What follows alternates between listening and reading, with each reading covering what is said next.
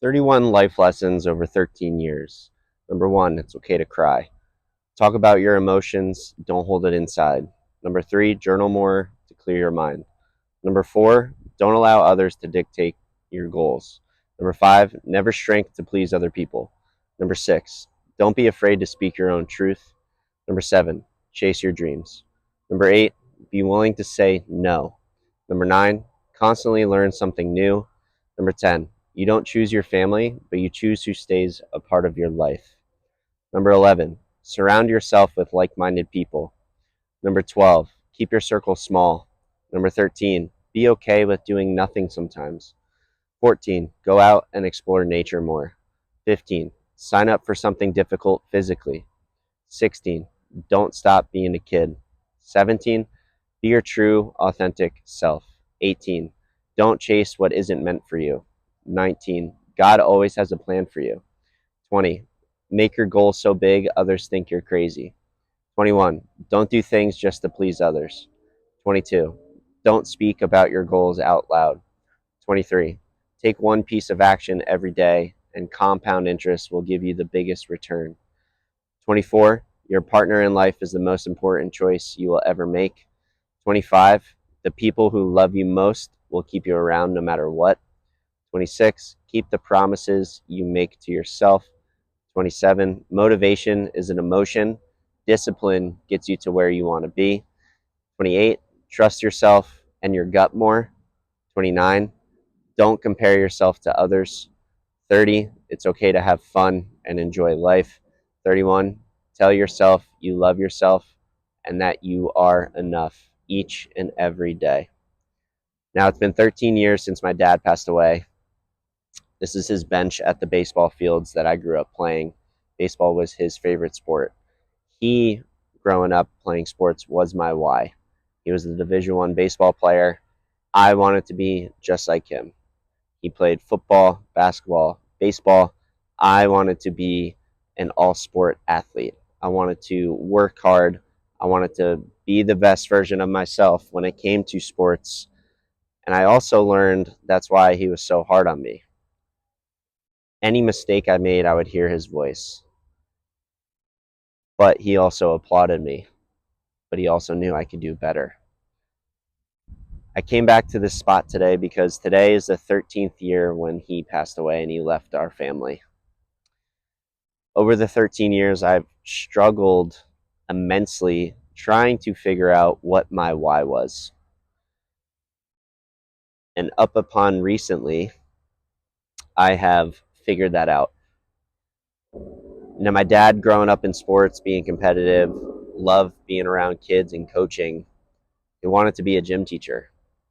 But the people closest to him told him that if he became a gym teacher and did what he loved to do, he would never amount to anything. He wouldn't be able to support a family.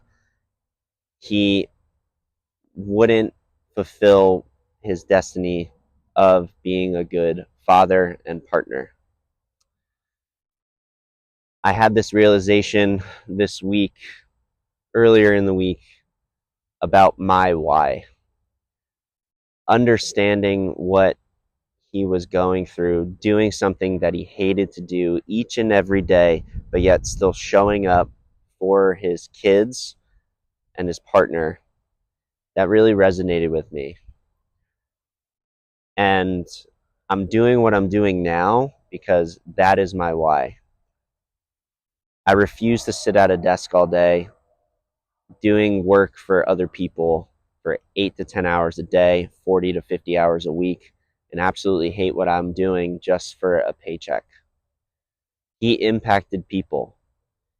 He put others ahead of him. His impact was so big in my town growing up that he had a 3-hour waiting line to see his casket at his wake. The impact he left on other people was something that they never forget and something that they talk about to this day. The reason I do what I do is because of him.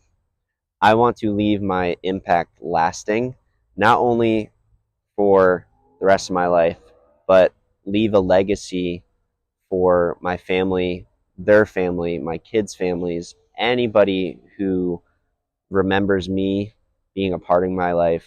I want them to remember me as someone who impacted others, influence others to move more freely, become healthier, and show up to be the best version of themselves.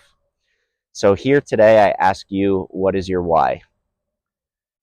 And it's a little different than your normal ask of your why. Why are you doing something? I want you to look in the mirror and understand why it's taking so long for you to make a change. Why are you waiting to move freely again? Why are you waiting to move confidently again?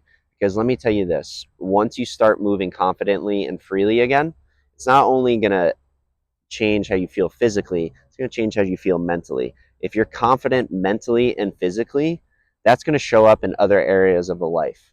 If you are an individual who's in your late 20s, early 30s, and you're single, you get to show up and be the best version of yourself for your friends, your family, at work, in the gym.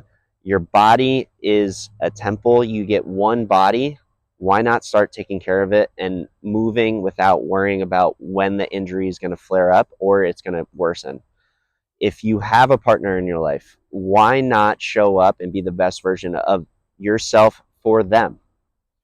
Be healthy, motivate them, push yourself mentally and physically to be that best version of yourself. If you have a family, show up and be a role model for your wife and your kids. Make a lasting change, because I guarantee you, I witnessed at one point my dad have such bad sciatica that he was bent over with a cane my senior year of high school for 6 months. It wasn't until that point where I truly, as a child, and it wasn't until that point where I felt embarrassed and I told him that, where he started making a change. He lost 60 pounds. He started moving more freely again. He started taking care of his body. But at that point, it was too late. He died of a massive heart attack instantly. Why not be the change that your family or yourself or your partner needs you to be? Start taking care of yourself. Start showing up for yourself. Look in the mirror and say, enough is enough, and say, I'm going to change how I feel today. Set goals. Set goals so high that people think you're insane. Make a non-negotiable contract with yourself to accomplish those goals. Anything that gets in the way of you and your goals, get rid of it. I've lost friends. Family members have been pissed off at me for doing what I want to do because it goes against what they did growing up. It goes against what they do now. I wanted to pursue something that I truly love to do and make an impact. And I get to wake up every day knowing that my guardian angel is watching over me, giving me the strength and confidence to show up for myself and show up for others each and every day. And I don't get to work a single day in my life because I am so blessed I get to follow my dream. So today I ask you, what is your why?